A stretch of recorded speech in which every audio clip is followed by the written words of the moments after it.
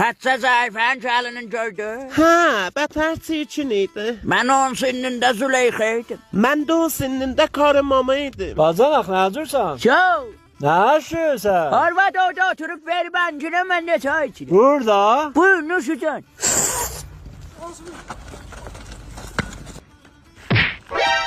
Nasıl değdim amamın başına kalk. Xatsa koduğu üstü de top oynayıvıydım amcallama. Sənin vurğun vurmuşun idi ba? Sen çıydın ha? Səninkiydi, gözləri yaş bir bax ona ondan sonra. Köpeğin kızı ben evde kulunu buyuruyorum. Sen burada bana koyuzlanırsan.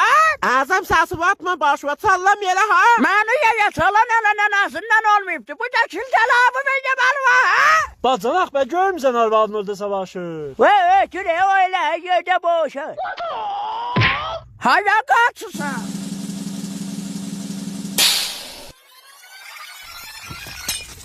Vay dede yandım çülüm çıktı. Badana aşağı yerle. Yerle yerle.